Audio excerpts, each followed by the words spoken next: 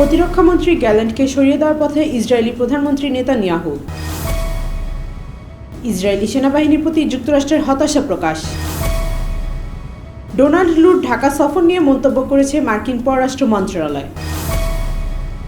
আরজি করের ঘটনায় চিকিৎসকদের দাবি মানলেন পশ্চিমবঙ্গের মুখ্যমন্ত্রী মমতা। অরবিন্দ কেজরিওয়ালের জায়গায় দিল্লির মুখ্যমন্ত্রী হচ্ছেন অতীশী। বাংলা ট্রিবিউনের আজকের গুরুত্বপূর্ণ আন্তর্জাতিক সংবাদে আপনাদের জানাই স্বাগত। এতক্ষণ শুনছিলেন সংবাদ শিরোনাম, এবারে বিস্তারিত।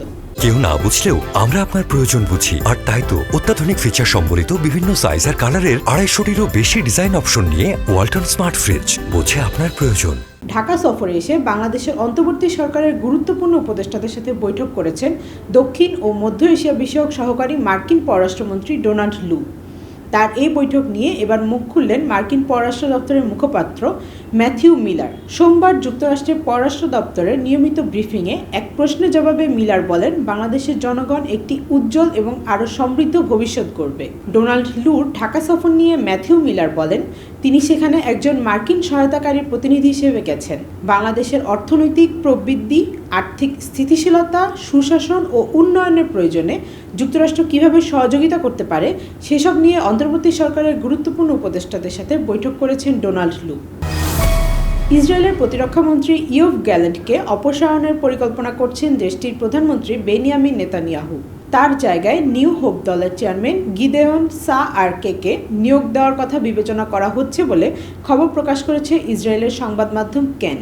এমন প্রতিবেদন প্রকাশের পর কট্টর ডানপন্থী জাতীয় নিরাপত্তা মন্ত্রী ইতামার বেন গেভির টুইট করে বলেন, তিনি কয়েক মাস ধরে গ্যালেন্টকে অপসারণের দাবি জানিয়ে আসছেন এবং অবিলম্বে এটি করা উচিত। গ্যালেন্টকে সরিয়ে দেওয়ার গুঞ্জন বেশ কিছুদিন ধরে চলছে। তবে গিদেওন সাআর জুলাই মাসে এ ধরনের প্রস্তাব পাওয়ার বিষয়টি অস্বীকার করেছিলেন। আগস্টে চ্যানেল 12 জানায়, নেতানিয়াহুর স্ত্রী ও পরামর্শকরা সাআরকে প্রতিরক্ষামন্ত্রীর পদে নিয়োগের বিষয়ে আস্থা রাখেননি, যার ফলে আলোচনাগুলো ভেস্তে যায়। কলকাতা পুলিশ কমিশনারের পদ থেকে বিনীত গোয়েলকে সরিয়ে দিলেন পশ্চিমবঙ্গের মুখ্যমন্ত্রী মমতা বন্দ্যোপাধ্যায়। পাশাপাশি রাজ্যের স্বাস্থ্য কর্মকর্তা ও স্বাস্থ্য শিক্ষা কর্মকর্তাকেও সরিয়ে দেওয়া হয়েছে। সোমবার কালীঘাটে মুখ্যমন্ত্রীর বাড়িতে আবারও জুনিয়র চিকিৎসকদের সঙ্গে বৈঠকের পর এমন সিদ্ধান্ত নেওয়া হয়। আরজি করে নারী চিকিৎসক ধর্ষণ ও খুনের ঘটনার প্রতিবাদে স্বাস্থ্য ভবনের সামনে ধর্নায় বসেছেন জুনিয়র চিকিৎসকরা। সোমবার ছিল ধর্নার 7তম দিন। এই কয়েকদিনের মধ্যে রাজ্যের তরফ থেকে জট কাটানোর চেষ্টা করা হয় বহুবার, কিন্তু দুই পক্ষই নিজেদের কিছু অবস্থানে অনড় থাকায় বৈঠক হয়নি। শেষ পর্যন্ত কালীঘাটে মুখ্যমন্ত্রীর বাড়িতে প্রায় 5 ঘন্টা বৈঠক করেন জুনিয়র চিকিৎসকরা। জুনিয়র চিকিৎসক দেবাশিস হালদার জানান, তাদের 5 দফা দাবি নিয়ে বিস্তারিত আলোচনা হয়েছে। সব দাবি আদায় না হওয়া পর্যন্ত আন্দোলন চালিয়ে যাবেন জুনিয়র চিকিৎসকরা। দিল্লির পরবর্তী মুখ্যমন্ত্রী হচ্ছেন অতীশী মার্লেনা। মঙ্গলবার আম আদমি পার্টির বিধায়কের বৈঠকে এই সিদ্ধান্ত নেওয়া হয়েছে। বৈঠকে অরবিন্দ কেজরিওয়াল নতুন মুখ্যমন্ত্রী হিসেবে 43 বছর বয়সী অতীশীর নাম প্রস্তাব করেছেন। দিল্লির উপরাজ্যপাল ভিকে সাক্সেনার সঙ্গে দেখা করে পদত্যাগপত্র দিবেন দিল্লির বর্তমান মুখ্যমন্ত্রী কেজরিওয়াল। বিধায়কদের বৈঠকে কেজরিওয়ালকেই পরবর্তী মুখ্যমন্ত্রী নির্বাচন করার প্রস্তাব দেন দলের নেতা দিলীপ পান্ডে। তবে অতীশীর নাম কেজরিওয়াল প্রস্তাব করলে সবাই গ্রহণ করেন। বর্তমানে দিল্লি সরকারের শিক্ষা ও গণপূর্ত বিভাগের মতো গুরুত্বপূর্ণ দায়িত্ব সামলাচ্ছেন অতীশী। আবগারি মামলায় মুখ্যমন্ত্রী মনীষ সিসোদিয়া গ্রেপ্তার হওয়ার পর তার স্থলাভিষিক্ত হন অক্সফোর্ড ইউনিভার্সিটির এই সাবেক শিক্ষার্থী। তারপর রাজ্যসভার সদস্য সঞ্জয় সিং ও কেজরিওয়ালকে গ্রেফতার করা হয়। তখন অতীশী ও অন্যান্য মন্ত্রীরা সরকারি কাজ চালিয়ে গেছেন।